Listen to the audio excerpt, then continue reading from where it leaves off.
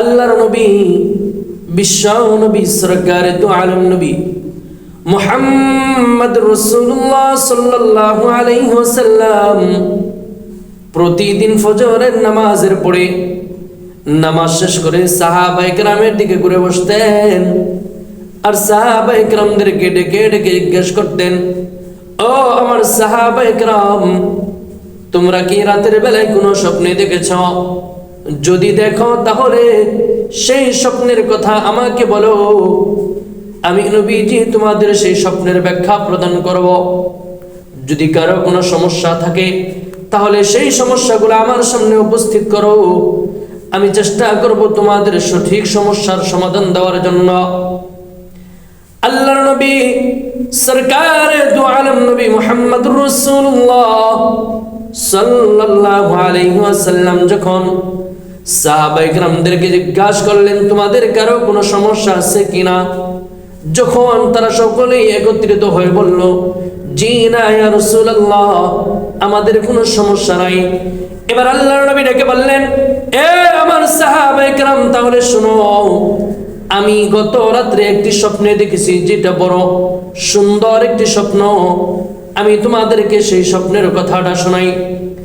আল্লাহর নবী সরকারে দু আলম নবী মুহাম্মদুর রাসূলুল্লাহ সাল্লাল্লাহু আলাইহি ওয়াসাল্লাম সাহাবায়ে কেরামদেরকে বলতে শুরু করলেন, ও সাহাবায়ে কেরাম, শোনো শোনো, আমি যখন রাতের বেলা ঘুমের ঘরে আসি, এমন মুহূর্তে আমি ঘুমের ঘরে থাকা অবস্থায় দুইজন ব্যক্তি আমার কাছে আসলো।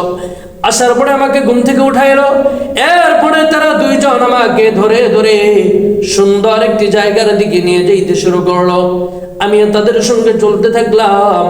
কিছু দূর যাওয়ার পর আমি দেখলাম একজন লোক বসা অবস্থায় আছে, আর একজন লোক বসা অবস্থায় ব্যক্তির পাশে দাঁড়ানো অবস্থায় আছে। আমি তাকে দেখলাম, যে মানুষটা দাঁড়ানো আছে তার হাতে করাতের মতো একটি বস্তু দেখা যায়। আমি নজর করে দেখলাম ওই মানুষটা যে বসে আছে আর যে মানুষটা দাঁড়ানো আছে, দাঁড়ানো মানুষটা তার হাতের করাত দিয়া বসা মানুষটার জবানটাকে চিরতেছে। একবার জবানটাকে উল্টো দিক থেকে চিরা হয়, আবার বাও দিক থেকে চিরা হয়। যখন উল্টো দিক থেকে চিরা হয়, চিরার পরে যখন আবার উল্টো দিক থেকে চিরতে যায়, তাহলে প্রথম অবস্থায় যেই দিক থেকে চিরা হয়েছিল এই অবস্থাটা স্বাভাবিক অবস্থায় ফিরে আসে, অর্থাৎ আগের মতো হয়ে যায়। কিন্তু যখন আবার উল্টা দিক থেকে তাকে চিরা হয়, তখন আবার যখন বাও দিক থেকে চিরতে যায়, তখন আবার স্বাভাবিক অবস্থায় ফিরে আসে। আমি নজর করে এই ঘটনাগুলো দেখার পরে আমার সফর সঙ্গীদেরকে বললাম, কি ব্যাপার, এটা কেমন কাজ, এটা কেন হইতেছে? আমার সফর সঙ্গীরা বলল, সামনে চলুন ওগো নবীজি। আমি তাদের সঙ্গে কথা না বাড়িয়ে সামনের দিকে অগ্রসর হইলাম। কিছু দূর যাওয়ার পর আমি আবার দেখলাম একজন লোক জমিনের মধ্যে শুয়ে আছে, আর পাশে একজন লোক দাঁড়িয়ে আছে। কিন্তু আশ্চর্যের বিষয় হইল, যেই মানুষটা দাঁড়ানো অবস্থায় আছে ওই মানুষটার হাতের মধ্যে একটি বিশাল বড় পাথর দেখা যায়। আমি কিছুক্ষণ অপেক্ষা করলাম। অপেক্ষার পর আমি তাকায় দেখলাম যেই মানুষটা জমিনের মধ্যে শুয়ে আছে, সেই মানুষটাকে দাঁড়ানো মানুষটা তার হাতের পাথর দ্বারা মাথার ভিতরে আঘাত করতেছে, যার কারণে সঙ্গে সঙ্গে শুয়ে থাকা মানুষটির মাথা চূর্ণ বিচূর্ণ হয়ে যাইতেছে, পাথরটি ছিটকে গিয়ে দূরে পড়তেছে। আমি নজর করে দেখলাম ওই মানুষটার মাথা চূর্ণ বিচূর্ণ হয়ে গেল, আর পাথরটা ছিটকে গিয়ে যখন দূরে পড়লো, ওই মানুষটা যিনি পাথর নিক্ষেপ করেছে তিনি যখন পাথরটাকে আবার নিজের কাছে নিয়ে আসতে চাইলেন আর আনার জন্য যখন গেলেন, আমি নজর করে দেখলাম যে মানুষটার মাথাটা চূর্ণ বিচূর্ণ হয়ে গেছে। ওই মানুষটার মাথা পাথর ওয়ালা লোক পাথর নিয়ে আসতে আসতে আবার স্বাভাবিক অবস্থায় ফিরে আসছে। আমি এইভাবে নজর করে কয়েকবার দেখার পরে আমার সফর সঙ্গীদেরকে জিজ্ঞাসা করলাম, কি ব্যাপার, এই মানুষটার সঙ্গে এমন কেন করা হইতেছে তারা দুইজন আমাকে কোনো উত্তর দিলেন না। তারা বললেন, সামনে চলুন ওগো নবীজি। আমি সামনের দিকে অগ্রসর হইলাম। কিছু দূর যাওয়ার পর আমি তাকায় দেখলাম একটি সরু আকারের গর্ত দেখা যায়, যেটার মুখটা একেবারেই সংকীর্ণ কিন্তু ভিতরটা অনেক বড় প্রশস্ত। আমি চিন্তা করলাম, কি ব্যাপার, যার মুখটা একেবারে সরু এবং ছোট কিন্তু বিষয়ের ভিতরে অনেক জায়গা। শুধু তাই নয়, আর আশ্চর্যের বিষয় হইল, যখন আমি ওই গর্তের দিকে নজর করে দেখলাম, তখন দেখলাম ওই গর্তের মধ্যে আগুন ধাউ ধাউ করে জ্বলতেছে। সমুদ্রের পানি যেরকম উত্তাল তরঙ্গমালা হয়, ঠিক সেই রকমের উত্তাল তরঙ্গমালা চলতেছে। আর ওটার ভিতরে একদল নারী আর পুরুষ আগুনে জ্বলতেছে। আগুন যখন উত্তাল তরঙ্গমালা নিয়ে আসে, তখন আগুনের তাপের কারণে তারা গর্তের মুখে চলে আসে। সাময়িক সময়ের জন্য আগুনটা আবার নিচের দিকে চলে যায়, সাথে সাথে ওই মানুষগুলোও নিচের দিকে চলে যায়। আমি আমার সফর সঙ্গীকে জিজ্ঞাসা করলাম, কি ব্যাপার, এই মানুষগুলার সঙ্গে এমন আচরণ কেন করা হইতেছে? তারা আমাকে কোনো উত্তর দিলেন না। আমাকে বললেন, ওগো নবীজি, আপনি সামনে চলুন। আমি তাদের সঙ্গে পুনরায় আবার সামনে চললাম। কিছু দূর যাওয়ার পরে আমি আরো আশ্চর্যান্বিত হলাম। আমি তাকে দেখলাম বিশাল এক রক্তের সমুদ্র দেখা যায়, রক্তের সাগর দেখা যায়, যেটার মধ্যে একজন মানুষ হাবুডুবু খাইতেছে আর সাঁতরাইতেছে, আর ওই রক্তের সাগরের কিনারায় একজন লোক দাঁড়ানো আছে। আমি দেখলাম ওই মানুষটা যিনি রক্তের সাগরে হাবুডুবু খাইতেছে, তিনি অনেক কষ্ট আর পরিশ্রমের পরে যখন একেবারে কিনারায় চলে আসে, তীরে চলে আসে, তখন সমুদ্রের পারে দাঁড়ায় থাকনে ওয়ালা লোকটা তার হাতে বিশাল পাথর, সেটা দিয়ে ওই মানুষটার মধ্যে আঘাত করে, আর এই আঘাতের কারণে লোকটি আবার সমুদ্রের মাঝখানে চলে যায়। আমি নজর করে দেখলাম এইভাবে কয়েকবার চলতেছে। আমি বললাম, কি ব্যাপার, এত কিছু আমাকে দেখানো হইতেছে কিন্তু এর কিছুই আমি জানি না। এবার আমি তাদেরকে জিজ্ঞাসা করলাম, ওরে আমার সফর সঙ্গী দয়, আপনারা আমাকে এই ব্যাপারে কিছু অবগত করুন, আমি কিছু জানতে চাই। তারা বললেন, সামনে চলুন ওগো নবীজি। আমি পুনরায় আবার তাদের সঙ্গে সামনে চলার চেষ্টা করলাম। একটু দূর যাওয়ার পরে দেখলাম সবুজে ঘেরা একটি সুন্দর জায়গা, আর সেই জায়গার মধ্যে বিশাল বড় একটি গাছ দেখা যায়। ওই গাছের তলায় আমি নজর করে দেখলাম একজন মানুষ গাছের সাথে হেলান দিয়ে বসে আছে, আর তার সামনে বসা শত শত নয়, হাজার হাজার নয়, লক্ষ লক্ষ ছোট ছোট বাচ্চারা খেলাধুলা করতেছে। আমি নজর করে দেখলাম গাছের অপর সাইডে একজন ব্যক্তি বসে আছে, তার সামনে আগুন জ্বলতেছে। আমি জিজ্ঞাসা করলাম, কি ব্যাপার? তখন তারা আমাকে কোনো উত্তর দিল না। বললেন, হুজুর, আপনি গাছের মধ্যে উঠুন। আমাকে গাছের দিকে নিয়ে যাওয়া হইল। আমি কিছু দূর যাওয়ার পরে আমাকে বিশাল একটি বালাখানা দেখানো হইল, আর যেই সুন্দর বালাখানা আমি আমার জীবনে কোনোদিন দেখি নাই। এবার এটা দেখার পরে আমাকে বলল, আর একটু উপরে যান। আমি আর একটু উপরে গেলাম। যাওয়ার পরে এর চাইতে সুন্দর আর একটি বালাখানা দেখানো হইল, যেটা আগের টার তুলনায় হাজারো হাজার নয়, লাখো লাখো নয়, কোটি কোটি গুণ বেশি সুন্দর করে রব বানায় রাখছে। শুধু তাই নয়, এই জিনিসগুলা দেখার পরে আমি আশ্চর্যান্বিত হলাম। এবার আমাকে তারা বলল, ওগো নবীজি, আপনি যাদের সঙ্গে সফর করতেছেন এদেরকে চিনেননি? আমি বললাম, না না, তাদেরকে তো চিনি না। তারা তখন আমাকে পরিচয় দেয়, ওগো নবীজি, আমি হলাম জিবরাইল আলাইহিস সালাতু ওয়াস সালাম, আর আমার সঙ্গে এখন যিনি আছেন তিনি হলেন হযরত মিকরাইল আলাইহিস সালাতু ওয়াস সালাম। এবার নবীজিকে ডাক দিয়ে বলা হইল, ইয়া রাসূলুল্লাহ, ইয়া হাবিবাল্লাহ, ওগো নবীজি, আপনি যেই মানুষটাকে প্রথম দেখেছেন, যার জবানটাকে করাত দিয়ে চিরা হইতেছে, এর কারণ আপনি জিজ্ঞাসা করেছিলেন, তখন আপনাকে বলা হয় নাই। ওগো নবীজি, আপনি জানেননি তার জবানটাকে কেন চিরা হইতেছে? ওই মানুষটার জবান এই জন্য চিরা হইতেছে যে ওই মানুষটা দুনিয়ায় থাকা অবস্থায় অবস্থায় মিথ্যা কথা বলতো, এই জন্য তার জবানকে করার দ্বারা দ্বিখণ্ডিত করা হইতেছে, চিরা হইতেছে। আল্লাহ নবী ডাক দিয়ে জিজ্ঞাসা করলেন, এটা কতদিন তাদের সঙ্গে চলবে? জিবরাইল আলাইহিস সালাতু ওয়াস সালাম এবং মিকাইল আলাইহিস সালাতু ওয়াস সালাম জবাব দিলেন, এইভাবে কিয়ামত পর্যন্ত তাদেরকে শাস্তি দেওয়া হইবে। এবার আল্লাহর নবীকে বলা হইল, ওগো নবীজি, আপনি যেই মানুষটাকে দেখেছিলেন জমিনের মধ্যে সে আছে, আরেকজন মানুষ পাথর দ্বারা তার মাথায় আঘাত করে মাথাকে চূর্ণ বিচূর্ণ করে দিতেছে, আবার মাথাটা তার আগের মতো হয়ে যাইতেছে।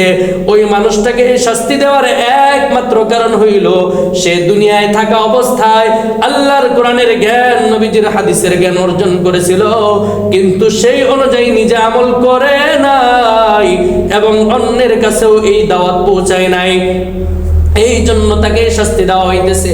নবীজি জিজ্ঞেস করলেন, তাদেরকে এইভাবে কতদিন শাস্তি দেওয়া হইবে? তারা তখন উত্তর দেয়, ওগো নবীজি, কিয়ামত পর্যন্ত তাদেরকে এই শাস্তি দেওয়া হইবে। এবার আল্লাহর নবী ডাক দিয়ে বলা হইল, ওগো নবীজি, আপনি গর্তের মধ্যে আগুন দাউ দাউ করে দেখতেছিলেন জ্বলতেছে, আর সেইখানে একদল নারী পুরুষ আগুনের মধ্যে জ্বলতেছে, এর কারণ কি জানেননি? ওগো নবীজি, এই মানুষগুলা দুনিয়ায় থাকা অবস্থায় জিনাহের মতো মারাত্মক গুনাহে লিপ্ত হয়েছিল, এই জন্য তাদেরকে জাহান্নামের আগুনে জ্বালানো হইতেছে। এবার নবীজি ডাক দিয়া বললেন, এরপরে কি হইতেছে? এবার আল্লাহর নবীকে বলা হইল, ওগো নবীজি, এরপরে আপনি ওই মানুষগুলার কিয়ামত পর্যন্ত শাস্তি দেওয়া হইবে। এরপরে যেই মানুষটাকে আপনি দেখেছিলেন রক্তের নদীতে সাঁতরাইতেছে, আর একজন মানুষ তার মাথায় পাথর নিক্ষেপ করে তাকে আবার পুনরায় রক্তের নদীতে ফিরাইয়া দিতেছে, এই লোকটা কে জানেননি? এই লোকটা হলো ওই মানুষ যে দুনিয়ায় সুদ খাইতো আর ঘুষ খাইতো, এতিমের মাল সম্পদ আত্মসাৎ করত, বিধবার মহিলাদের সম্পদকে লুণ্ঠন করত, এদেরকে শাস্তি দেওয়া হইতেছে। আল্লাহর নবী বললেন, বুঝতে পারলাম একেও কিয়ামত পর্যন্ত শাস্তি দেওয়া হইবে। এবার নবীজিকে সামনে যে দৃশ্যটা দেখানো হয়েছিল, যে একটি বাগানের মধ্যে বিশাল বড় গাছের তলায় একজন মানুষ বসে আছে, তার সামনে শত শত নয় লাখো লাখো কোটি কোটি ছোট্ট ছোট্ট মাসুম বাচ্চারা বসে আছে, এগুলো কারা? আর যে বসে আছে উনিকে। এবার আল্লাহর নবীকে বলা হইল, ইয়া রাসূলুল্লাহ, ইয়া হাবিবাল্লাহ, ওই মানুষটা আর কেউ নয়, ওই মানুষটা হলো হযরতে ইব্রাহিম আলাইহিস সালাতু ওয়াস সালাম, আর তার সামনে বসে থাকা ছোট ছোট বাচ্চারা হলো তারা যারা দুনিয়ায় আসার পর নাবালেগ অবস্থায় মৃত্যুবরণ করেছে। আল্লাহ পাক রব্বুল আলামিন তাদেরকে ইব্রাহিম আলাইহিস সালাতু ওয়াস সালামের মাধ্যমে লালন পালন করতেছে। শুধু তাই নয় রে মুসলমান, এরপরে যে দৃশ্যটা আল্লাহর নবী দেখেছিলেন, যে একজন ব্যক্তি আগুনকে ধাউ ধাউ করে জ্বালানোর জন্য চেষ্টা করতেছে, ওই ব্যক্তিটা সম্পর্কে যখন জিজ্ঞাসা করা হইল, দুইজন সফর সঙ্গী উত্তর দেয়, ওগো নবীজি, উনি হলো জাহান্নামের আগুন প্রস্তুতকারী একজন ফেরেশতা, আল্লাহ পাক রব্বুল আলামিন যার মাধ্যমে জাহান্নামের আগুনের তেজকে বাড়াইতেছেন। এরপরে আল্লাহর নবী ডাক দিয়া বললেন, যে আর কি হয়েছে এগুলো আমাকে একটু বলো। এরপরে আল্লাহর নবীকে বলা হইল, ওগো নবীজি, আপনি ওই গাছের উপরে যেই বালাখানাটি দেখেছেন, এটা হলো ওই সমস্ত মুমিন মুসলমানদের জন্য যারা আল্লাহ পাক রব্বুল আলামিনের গোলামি করেছে, যারা সাধারণ মুমিন মুসলমান, আল্লাহ পাক রব্বুল আলামিন ওই সাধারণ মুমিন মুসলমানদেরকে ওই জান্নাতের সুন্দর বালাখানার মালিক বানায় দিবে। এর উপরে যেই বালাখানাটি আপনি দেখেছেন, যেটা বড়ই চমৎকার, ওই বালাখানাটি কাদের জন্য জানেননি? ওগো নবীজি, যারা আল্লাহর দ্বীনের জন্য নিজের জীবনকে আল্লাহর রাস্তায় শহীদ করে দিয়েছে, রব্বে কারীম কাবার মালিক তাদের জন্য ওই জান্নাত বানায় রাখছে। এরপরে আল্লাহর নবীকে জিবরাইল আলাইহিস সালাতু ওয়াস সালাম বললেন, ওগো নবীজি, আপনি একটু আকাশের দিকে তাকান না। আল্লাহর নবী এবার আকাশের দিকে তাকানোর পরে আল্লাহর নবী দেখলেন তার মাথার উপরে সোজা বরাবর দেখা যায় এক খণ্ড মেঘমালা সাদা আকার ধারণ করে আছে। এবার নবীজি জিজ্ঞেস করলেন, ওটা কি? এবার জিবরাইল আলাইহিস সালাতু ওয়াস সালাম বললেন, ওগো নবীজি, রব্বে কারীম কাবার মালিক ওই বালাখানাটি আপনার জন্য বানায় রাখছে। এবার নবীজি ডাক দিয়ে বললেন, তাহলে দেখাও না আমার ওই বালাখানা। এবার জিবরাইল আলাইহিস সালাতু ওয়াস সালাম ডাক দিয়ে বলে, ওগো নবীজি, জি ওই বালাখানাকে আপনাকে এখনই দেখানো যাবে না। বলে কেন দেখানো যাবে না? বলে আপনার হায়াতে জিন্দেগি তো শেষ হয় নাই, যখন আপনার হায়াত দেওয়া যে সময়টা আছে সেটা যখন ফুরায় যাবে, আপনি যখন রবের সান্নিধ্যে চলে যাবেন, রব্বে কারিম কাবার মালিক তখন আপনার ওই জান্নাতের মালিক বানায়া দিবে। ও দুনিয়ার মুসলমান, আল্লাহর গোলাম, এই স্বপ্নের ব্যাখ্যা থেকে, এই স্বপ্নের বর্ণনা থেকে আমরা জানতে পারলাম যে কোন কোন গুনাহের কাজ করলে কি কি ধরনের শাস্তি দেওয়া হয়। এক নাম্বার গুনাহ হইল মিথ্যা বলার কারণে আল্লাহ পাক রব্বুল আলামিন একজন ফেরেশতার মাধ্যমে জবানকে চেরাইবেন। দুই নাম্বার হইল আল্লাহর কোরআনের এবং নবীজির হাদিসের জ্ঞান অর্জন করার পরে তদ অনুযায়ী যদি আমল না করা হয়, তাহলে একজন ফেরেশতার মাধ্যমে আল্লাহ তাআলা মাথার মধ্যে পাথর নিক্ষেপ করে করে ওই মানুষটাকে কিয়ামত পর্যন্ত শাস্তি দিতেই থাকবেন। তিন নাম্বার ব্যক্তি হইল যারা গুনাহের জিনাহের মতো মারাত্মক গুনাহে লিপ্ত হইবে, ওই মানুষগুলারে ওই উত্তপ্ত আগুনের মধ্যে জ্বালানো হইবে কিয়ামত পর্যন্ত। চার নাম্বার ব্যক্তি হইল যারা এতিমের মাল আত্মসাৎ করে, যারা সুদ খায়, ঘুষ খায় এবং যারা সুদ খায় এবং ঘুষ খায়, এবং যেই সমস্ত মহিলাগুলা বিধবা আছে, যাদের সম্পদ যেই মানুষগুলো আত্মসাৎ করে, ওই মানুষগুলারে আল্লাহ পাক রব্বুল আলামিন নদীতে সাঁতরাইবেন আর হাবুডুবু খাওয়াইবেন, আর একজন ফেরেশতার মাধ্যমে তাদের মাথায় পাথর নিক্ষেপ করে করে শাস্তি দিতে থাকবেন। ও মুসলমান বন্ধুরে আমার, আর আপনি আমি যদি এই গুনাহের কাজগুলো না করি, তাহলে তো এই শাস্তিগুলো আপনি আমি পাবো না।